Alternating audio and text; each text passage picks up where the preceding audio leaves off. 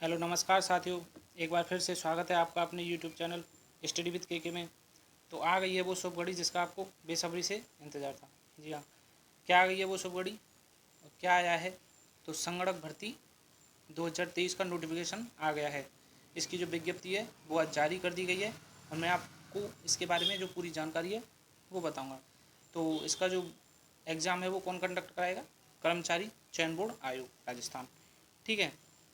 तो इस वीडियो के माध्यम से मैं आपको सारी जानकारी दूंगा कि कैसे पेपर आता है, कब पेपर होगा, कितने नंबर का पेपर आएगा, कैसे कैसे क्या चीज़ है, कैसे फॉर्म भरा जाएगा। ओके, तो वीडियो को प्लीज़ एंड तक देखिएगा और जो भी इस चैनल पर नए हैं, वीडियो देख रहे हैं, वो प्लीज़ चैनल को लाइक और चैनल को सब्सक्राइब कर दीजिएगा और बेल आइकन को दबा दीजिएगा जिससे कि आपको तुरंत नोटिफिकेशन प्राप्त हो जाए नई वीडियोज़ का।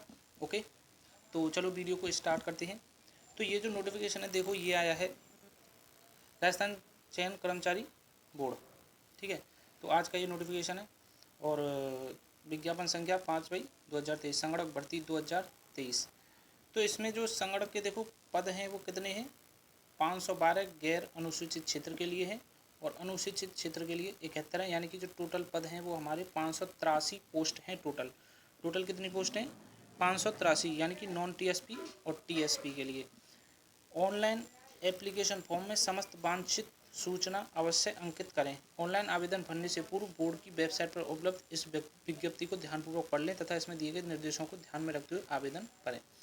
तो मैं आपको इसमें जो मोटी मोटी बातें हैं वही बताऊंगा मैं आपको। पूरी विज्ञप्ति तो कम से कम 8-9 पेज की है, तो उससे तो हमें कोई मतलब नहीं है। हमें तो मोटी मोटी बातों से मतलब है। वैसे जो सारी जानकारी होती है वो सबको पता ही होती है और कॉमन जानकारियाँ होती हैं वो तो ठीक है, तो उसको तो हम सारे जानते हैं। मैं आपको बताऊंगा जो मोटी मोटी जानकारी हैं वो। देखिए, इसमें एक चीज़ ये है, देखिए कि अभ्यर्थी एक बार पंजीयन शुल्क जमा करवाने हेतु अन्य किसी अन्य पोर्टल अथवा सुविधा का उपयोग नहीं करें। अभ्यर्थी एक बार ही पंजीयन शुल्क का भुगतान आवेदन की अंतिम दिनांक से पूर्व सुनिश्चित करें ताकि किसी प्रकार की भुगतान संबंधित ट्रांजैक्शन के लंबित रहने का सत्यापन समय रहते हो सके, अन्यथा इसकी जानकारी स्वयं अभ्यर्थी को होगी। यानी कि एक बार पंजीयन शुल्क का मतलब है कि आपने अगर पहले RSM SSB जो बोर्ड है उसमें आपने कोई फॉर्म भर रखा है, उसका पंजीयन करा रखा है, तो आपको अब दोबारा फीस देने की कोई ज़रूरत नहीं है। आपकी दोबारा फीस नहीं लगेगी इस फॉर्म को भरने के लिए, या अब आगे भी जो फॉर्म भरे जाएंगे उनमें आपकी कोई फीस नहीं लगेगी। ठीक है, तो ये होता है एक बार पंजीयन जो राजस्थान के स्टूडेंट है वो करा चुके हैं, चाहे रीट के टाइम कराया हो चाहे और एग्जाम है उनके थ्रू कराया हो, तो हमारा हो चुका है। ठीक है, अब मैं आपको सेकंड बात बताना चाहूँगा। देखिए, सेकंड बात है हमारी कि वो यही है पंजीयन शुल्क वाली। एक बार ये पंजीयन शुल्क वो मैंने आपको बता दिया, तो वो क्या है, ये है। तो इसमें बोला है कि कार्मिक विभाग के परिपत्र दिनांक 19/4/2023 के द्वारा अभ्यर्थियों को अपनी SSO ID द्वारा लॉगिन करने के बाद एक बार पंजीयन प्रणाली ऑप्शन पर जाकर निम्नानुसार निर्धारित पंजीयन शुल्क राज्य के निर्धारित ई मित्र कियोस्क या जन सुविधा केंद्र के माध्यम से चयन बोर्ड को ऑनलाइन जमा करावें। ठीक है, तो जनरल की जो फीस रहेगी वो 600 रुपये है और जो SC ST OBC वगैरह हैं उनके लिए 400 है, दिव्यांगजन के लिए 400 है। देखो, इसमें स्पष्ट रूप से कहा गया है कि पूर्व में एक बार ये पंजीयन शुल्क यानी कि OTR जमा करवा चुके अभ्यर्थियों को दोबारा शुल्क दे नहीं है।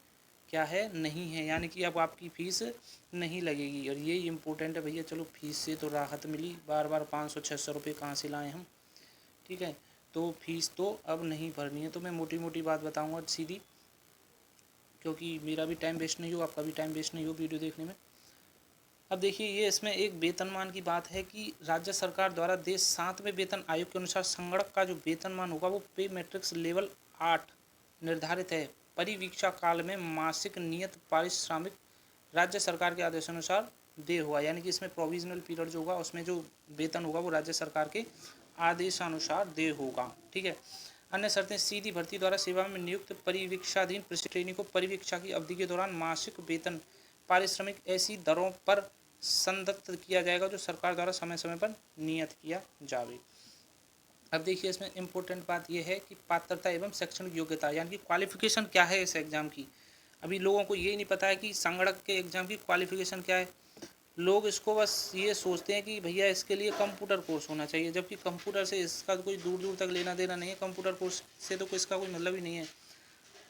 ठीक है, तो मैं इसकी पात्रता अगर क्वालिफिकेशन की बात करूं तो किसी भी मान्यता प्राप्त यूनिवर्सिटी से गणित या सांख्यिकी या अर्थशास्त्र में से कम किसी एक विषय के साथ स्नातक उपाधि यानी कि ग्रेजुएशन की हुई हो। यानी कि जो आपने ग्रेजुएशन की है ना भैया, उसमें आपके तीनों ईयर में या तो मैथ रही हो आपके पास, या फिर आपके पास स्टैटिक्स रही हो, या आपके पास इकोनॉमिक्स रही हो। इन तीनों सब्जेक्ट्स में से अगर आपके पास ग्रेजुएशन में कोई है, कोई थी, है नहीं थी, तो अगर आपके पास इनमें तीनों में से कोई सब्जेक्ट थी तो आप अवश्य रूप से फॉर्म भर सकते हो। तो मैथ वाले तो भर ही सकते हैं, और जिनके पास बीए में स्टैटिक्स थी या फिर आपकी इकोनॉमिक्स थी वो भी फॉर्म भर सकते हैं। ठीक है। दूसरा, भारतीय सांख्यिकी संस्थान कोलकाता द्वारा पार्ट 1 एबीसी का प्रमाण पत्र। अब ये सारे सर्टिफिकेट वगैरह हैं, ये जो है ये बाहर के ये जो इंडिया लेवल के सर्टिफिकेट हैं, इनमें भी इनके लोग भी अप्लाई कर सकते हैं। ठीक है। तो मैंने बता दिया आपको बीएससी और बीए और बीकॉम वाले कब भर सकते हैं। बीएससी बीए बीकॉम वाले कब भर सकते हैं, जब आपके पास 3 सब्जेक्ट्स में से कोई एक सब्जेक्ट हो, और वो 3 सब्जेक्ट में आपको बता चुका हूँ कौन कौन सी हैं। मैथ है, स्टैटिक है और इकोनॉमिक्स है। ठीक है। अगर आपके पास ये सब्जेक्ट रही हैं तो आप फॉर्म भर सकते हो और भर सकते हो। ठीक है। अब अगली बात देखिए, अगली बात ये है, देखिए यह है नोट कि संगणक भर्ती परीक्षा में न्यूनतम उत्तीर्णांक 40% निर्धारित हैं। राजस्थान कर्मचारी चयन बोर्ड ने क्या किया है कि आपके 40% मार्क्स तो होने ही होने चाहिए। अगर इससे कम हुए तो आप क्वालिफाई नहीं कर पाओगे एग्जाम। अगर 40% से ऊपर हैं तो ही आप क्वालिफाई कर पाओगे। यानी कि मिनिमम मार्क्स इसने निर्धारित कर दिए कि आपके 40% मार्क्स जो हैं वो भैया होने ही होने चाहिए। ठीक है। तो एक ये बात थी इसमें। ठीक है। मोटी मोटी बात बता रहा हूँ मैं आपको, देख लीजिएगा। ये सारी चीज़ें आप जानते हो। राष्ट्रीयता आपकी भारतीय होनी चाहिए। कोई अमेरिका का तो संगणक का एग्ज़ाम देने नहीं आएगा भारत में, तो राष्ट्रीय तो भारतीय ही चाहिए। आयु आयु आप देख लेना, वही होती है। ठीक है। अब एक बात और है इसमें सिलेबस और उसकी, तो मैं वो आपको बताने जा रहा हूँ। ये देखिए सिलेबस, देखो भैया जो आपका जो एग्ज़ाम होगा वो होगा 100 नंबर का। कितने का होगा? 100 नंबर का होगा। 100 क्वेश्चन आएंगे। 100 नंबर का एग्ज़ाम, 100 क्वेश्चन, जिसमें जनरल नॉलेज होगी, जिसके 30 क्वेश्चन होंगे, 30 मार्क्स के होंगे।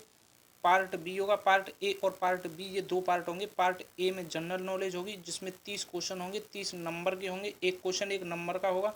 दूसरे पार्ट में आपकी स्टैटिक्स, इकोनॉमिक्स और मैथमेटिक्स होगी, जो जिसमें 70 नंबर के आपके क्वेश्चन आएंगे। ठीक है। 70 नंबर का वो होगा। तो टोटल मिला के कितना हो गया, ये 100 हो गया। और जो आपको समय मिलेगा वो 2 घंटे का मिलेगा। समय कितने का मिलेगा? 2 घंटे का। यानी कि 100 क्वेश्चन और 120 आपके मिनट। 100 क्वेश्चन 2 घंटे में कितने मिनट होते हैं? 120 मिनट ही तो होते हैं। तो 100 क्वेश्चन और 120 मिनट, यानी कि 20 मिनट आपको एक्स्ट्रा मिलेंगे क्वेश्चंस के हिसाब से। ठीक है। तो आराम से हो जाएगा, कोई दिक्कत नहीं है। अब देखिए इसमें क्या कहा गया है। इसमें कहा गया है कि according to syllabus there will be 100 question of multiple choice objective type carrying and equal marks. There will be negative marking 1/3, यानी कि 1/3 नेगेटिव मार्किंग रखी गई है इसमें। The minimum qualifying marks shall be 40% minimum qualification marks हैं। The standard of the paper will be that of a bachelor's degree level, यानी कि जो आपकी ग्रेजुएशन है उस लेवल का आपका एग्ज़ाम आएगा। ठीक है। अब हम बात करते हैं जो सिलेबस है उसके बारे में, एक एक पॉइंट को देखते हैं कि क्या चीज़ है, क्या कैसा सिलेबस है। तो इसमें देखिए general syllabus of the competitive examination for the post of computator. संगणक को इंग्लिश में बोलते हैं क्या? कंप्यूटेटर। तो मैं इसका जो है वो थोड़ा कम कर लेता हूँ, ये थोड़ा मोटा चल रहा है। ठीक है। तो देखिए, तो पार्ट ए की अगर मैं बात करूँ तो जनरल नॉलेज में क्या क्या आएगा? Number 1 geography, natural resources and socio economic development of Rajasthan, यानी कि राजस्थान की ज्योग्राफी पूछी जाएगी और प्राकृतिक संसाधन पूछे जाएंगे, और आपके जो सामाजिक और ये आर्थिक डेवलपमेंट विकास के संबंधित क्वेश्चन पूछे जाएंगे। इसमें मेजर ये हैं, ये टॉपिक आप देख लेना, ये सारे टॉपिक हैं। ज्योग्राफी में वही टॉपिक हैं जो आते हैं। और हिस्ट्री, आर्ट एंड कल्चर है ये राजस्थान की। ठीक है। ये राजस्थान के करंट अफेयर्स वगैरह हैं। ठीक है। तो यहाँ से क्वेश्चन पूछे जाएंगे। इसमें कंप्यूटर भी है और इसमें आईटी भी है। ठीक है। तो इससे रिलेटेड पूछे जाएंगे। ये कितने नंबर का? ये 30 नंबर का पोर्शन है पार्ट ए वाला। अब देखिए 70 नंबर का जो पोर्शन है उस पर बात करते हैं पार्ट बी पे।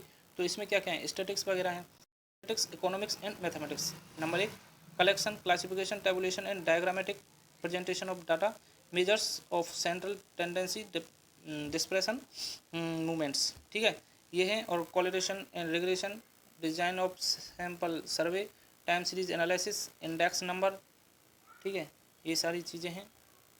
वाइटल स्टैटिक्स है, और statistical system and statistical organisation in India and Rajasthan है। इकोनॉमिक कंसेप्ट्स है, इकोनॉमी ऑफ राजस्थान है। एलिमेंट्री मैथमेटिक्स है, बेसिक्स ऑफ कंप्यूटर, यानी कि ये कंप्यूटर के क्वेश्चन आएंगे, ठीक है। तो ये सारा आपका सिलेबस है।